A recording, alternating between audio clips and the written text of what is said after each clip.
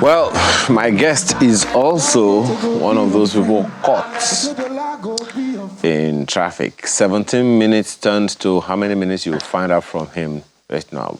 Please welcome Oveze Godwin. He's a comedian, a host, actor, entertainer, and he also says he's a saint.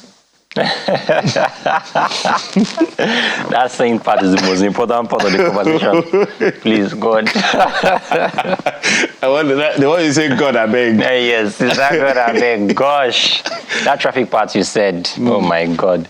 It wasn't funny, Abi. It wasn't funny. 17 minutes trip turned to 1 hour. Only 1 hour, but that was me. You know, in Lagos, you be swearing for people. Hey, who you be? Come on. I had to swear for them people. Yeah. I've done a trip of, I think 1 hour, Lagos to Ibadan. I've done 12 hours. Yes. 12 hours. I'm a veteran. Jeez, you are a real time veteran. 12 hours. I will leave the video you could ever do. I can 12 hours. That day wasn't funny. I went to Ibadan for an event and I left around 10. I didn't get to the event until around 4-ish p.m. On my way back, I said, you know what? Let me just go back. I got to the traffic maybe around 5 p.m. I was in traffic. I didn't get into my house until 5 a.m. And I'm not the guest, so... I will not... I'll quarrel with the whole country. If I stay there, the whole country. I would not. Okay, tell us, how have you been? I've been good, really fine. Moving life well. I'm not joining bad gangs yet. I'm not just joking. I'm not. I don't have plans. I don't have plans to join bad gangs. Okay. Yeah. Who found who? Comedy found you or you found comedy? I found comedy. I'll not be the person to say, since when I was little in my mother's room, I used to tell, okay, I used to do that. But I found comedy. First of all, I stumbled on Ali Baba. His name has been popular, you know, Night of 1,000 Laughs. His name has been popular, but then I read something from him. Yes, he was saying the new idea of stand-up comedy in Nigeria will be when people can tell their jokes in a language that is more marketable. That was his term. That is his own way of saying, with Pigin English, you can get really big, but it limits you. There are many other people in the part of the world that you can reach. Is why even the very big American comedians, you can listen to them and have a good time. Maybe not laugh as hard as a Nigerian would if a Nigerian is telling the story, but you can have a good time. You can go to his show. So you're saying, tell comedy in a language that's more marketable. So I got introduced to that, and then I stumbled on another person's video, SLK. SLK is another comedian, and he does jokes in English language. I was like, this country, and it's true. When I'm on stage, when I'm talking to people in general, I cannot talk to people with Pidgin on stage. It feels too informal. It feels like I don't respect you enough, because as the host of an event, for example, no host to approach people and say, you will not just come there. You first say good evening or good afternoon, ladies and gentlemen. You first go through the formalities. So I'm like, if you respect them enough to go through the formalities, I don't think you should talk to them in Pidgin like that. So that's where I started from. English language, stand-up comedy in English. It's what I do. However, people think it's a niche. People think that if you are doing your jokes in English language, it means that I'm an English comedian. No, I went to command. Homegrown. Oh, very homegrown. So it's not even anyhow command, it's boarding house. If it's Pidgin, I sabi slangs for Pidgin. It's not like even normal one. People that use shank inside Pidgin. So it's not anyhow Pidgin. The original Pidgin. It's barracks Pidgin. But it's just that I just think that to be more marketable to people, work yourself through it and make it a thing that you get comfortable with. I find that very interesting. And here is why. Even in all of his madness, Cleanse the Drunk only did his jokes in English. Beautiful. Beautiful. People don't, because of the whole caricature on stage or the whole mannerism, people get carried away. Omawaba #1 does his jokes in English, but people don't take notes. Tell you baby face. I'm calling people that People that, when you're watching it, they were fun, they were making you laugh. It's not about just people that are just talking, say, English, it turns to speech. No, it's not speech. They were making you laugh. Oh, Maclean the drunk. Teju. These are people that were shaking the crowd with English. It's language. It's comprehensible.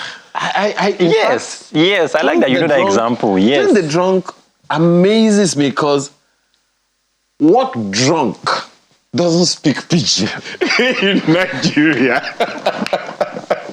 That's the thing. Yes, what drunk person doesn't speak Pidgin English? And people don't remember because you know that he has covered this, shrouded it in a lot of jumping around. But when you listen closely, you be like, wait, this guy no talk Pidgin, no. And they say, they laugh, you know. And when people always say that you do comedy in like English, whenever we go to shows, this is not me trying to brag. The audience responds to me just as hard or as happy as they did to the very, very funny guy in Pidgin. It means that the audience understands you. So you were kind of limiting yourself. Or let me say, you know, it takes extra work to do stand-up comedy in English. We can't deny that fact because in Pidgin English, if you say, the typical example I used to give, if you say, that man can't come and then break 3 bottles for his head, people will laugh. But in English, if you say the man came and they broke 3 bottles on his head, people will be like, where is the S in the bottle? The bottle is supposed to be plural. So bottle is plural, and where is the S? So all those little things will be deterring people from focusing on the stand-up. So with English language, tenses, grammar, pronunciation has to be close. So because that's just like, Baba, man, just enter this video. I just crack my joke, man, come up for there, but people respond well to it, and it's a good time in the comedy space. So how come you selected comedy and not music, and not acting, and not pastoring? I'm not that are not pastoring part. Please, the way I drag it, I'm skinny like this. I've dragged my body. All right, so why I chose stand-up comedy first was because of the natural inclination to always want to talk. You know, and then, you know, friends always put you in trouble. Friends always say, you're funny now, you're funny like that person on stage, now go. You know, until you try it for the first time and you cry. Is that what happened to you? Yes. Tell me what happened. Okay, so the first time, comedy, the first time is always like betting. The first time you try to bet, you seem to win. You didn't have much expectation. Yes. So it did not happen. Yes. Okay. Then you now get drawn into the world of ridicule. But you know, when you try for a second time. So the first time I ever tried to do stand-up comedy, it was good. People were like, oh, you know, people introduce you that he's trying it for the first time. So people were like, yeah. So there was that first time liberty. Let me call it liberty or empathy from the audience. You know, but at the second time, people are throwing you water and pure water, and they are shouting, leave that place now. If you have anything to say, you know, things are funny in your head. Until you tell people, then you realize that people are going through a whole lot. So I need to do a whole lot to convince them. I really think in general, anybody that is doing comedy is doing a lot of work to break somebody out of a mood. I'm breaking away from how you feel. Public speaking is already very difficult, like what you do. People think it's as easy as a script, but when you start to talk to people, you realize how boring it can get when the person is not giving you the feedback you want. You realize how hard. But then in stand-up comedy, the goal is to make people laugh. So apart from speaking to this person, if he's not laughing, it means you're a motivational. You're a political orator. You know, but because of natural inclination to speak to people and having playful time, but you spend extra time reading, practicing. No, there's no comedian, no matter how they make it seem, all of them they practice. So they take out time to test it, talk to people about it. Try. There's a part where the spontaneity comes in when you already know what you want to say. But then you come and then you play with the audience. There is that part. However, all the other jokes that they tell you that you're like, he told the joke about people wearing starched clothes. He told the joke about people that walk in traffic. It's practiced. Very well practiced. That's the extra work that people don't realize. But may I have a problem right now? Oh, sorry. No, go ahead. But since COVID, 2020, a new world of humor overtook the internet and people's minds, skit making. Yes, since people watch a whole lot of skit making in Nigerian space, because overseas they said that ticket sales for stand-up comedy grew since COVID. So it means in the Nigerian market, there's something they're not doing really to expand. Because most people now, if you ask them who are the comedians that you know, it's always the 90,000 laugh set of people that they know why. They were doing comedy more properly then. They were having comedy in theater sittings like church. That's the energy for public speaking. Now, pastors used to command your attention because the setting of people seated in chairs and arranged is such that you cannot be easily distracted. They don't let you press your phone, or to tap you, face the pastor. So, I mean, speaking of that, I should have done pastoring. Well, you need a consultant. Apply. Well, yeah. So there is that social. So with the skit making, everybody now wants to go there. And then, the skit making gathers numbers in time because they post like 3-4 times in a week of different minutes of content. So you get to see the person's funny side. But with stand-up comedy, you cannot just tell, you need an audience, first of all, so you can't do it alone in your room. Then when you go to the comedy clubs, you have to tell jokes every time. How many jokes can you really tell per time that will be rich? Because in acting, you can hide it behind mannerism. You can play, hey, but in stand-up comedy, you have to talk. It's tough. So yeah, that's the challenge. Bob. Would you say that challenge is generic? It's for all comedians? I'm asking because there is someone watching you right now and saying, I don't know, say hard rich like this, so. So, that's the reason I'm asking the question. Okay, so to be more truthful, it's a general problem. Yes, it's a more general problem. You see a lot of people trying to amplify their presence on the internet because we must be truthful to ourselves. Times have changed since 9 of 1,000 laughs era. So the internet is not a definition. Even in political sector, you saw how the internet trying to shape how people receive their candidates now. So it's a new world. And we must understand that we can't cancel the internet. We can't cancel the technology that is coming. The other world will move without it and move without you. So in the same space, in the stand-up comedy world, many comedians feel that way as to how other people put out content. So you see people trying to do other things to fill up the space. However, I think the goal is not to hide your comedy. Because the 9 of 1,000 laughs, you knew them because they had CDs and DVDs. Yes, people were putting out humor and giving it out for people to see, distributing it. So in the same way, you really do a joke or tell a joke, put it out, let people see. That's the same way you convince your audience. And some stand-ups also did some skits. Yes. In short, stand-up comedians were like the first people I saw doing skits. Yeah. Long time. They do skits to like advertise their story. They're not like doing it to come try to make money like how people are doing now with skit making, trying to generate money. I think it's one of those things that actually threw up the Wole Aroles. Yes. This world. Wole Arole was Skits, him and Ashiri on the road. Yes. Yeah. It was Skits, even Basket's Mouth Bovey, when you advertise stuff that time, it was Skits, Maleke, Odogu, all those. It was Skits, AY did Skits with Bovey every single time. He was not trying to monetize it though, he was just doing it so that you remember that he's doing stuff funny. They were like acting funny scenarios, But yes.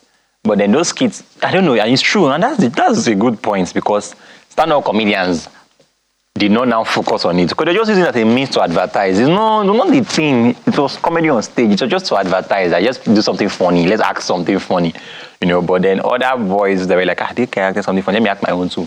Now I acted one that went viral. Like, and then you see a brand give you a whole lot of money because you can. The money boys are collecting. So what's the signature for Ovie Godwin? What's the USP? Okay, so if I understand you, are saying like the distinct points, right? I'll say humor first of all, the kind of humor that I always tell. As much as they are very, very funny, they are very informative. If you watch it, you will laugh really hard and you're like, I never even knew this thing was real like this. So because I will not tell a joke that is not true. You kind of amplify, you add up here to make it funnier.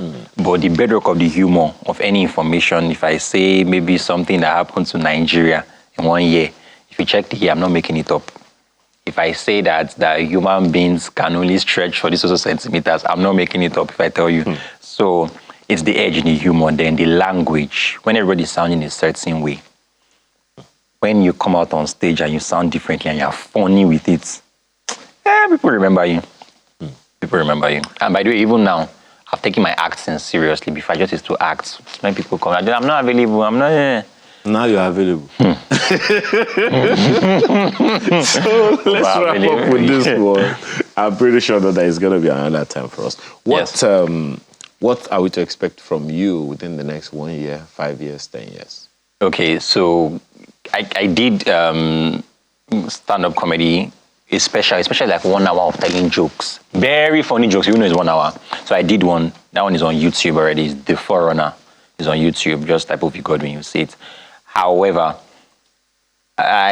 in the next few months from now, 1 to 3, I think 3 months or 4 months from now, I have a movie coming out. It's going to hit a streaming platform. And I played a major role there. Yeah! It's a big movie. We have Kunle Remi there. We have Gabriel Folayan there. And a couple of other names there. Please, you should not be angry that I don't remember them now. So, I played the major role. The movie is The Artifacts. So, it's coming to a streaming platform. However, it's going to be in cinemas soon so that we can excite people. But it's really, we shot it around this country, 6 different locations in Nigeria. We went to North, we went to places where they were attacking, no kidding. Okay, I guess we'll see more of that in that movie. Yeah. Thank you so much for coming. Thank you so much. Really appreciate it. Oveze Godwin, entertainer, actor, not singer. Saint. We'll see. Time will tell. I'm pastor now in the future. Pastor.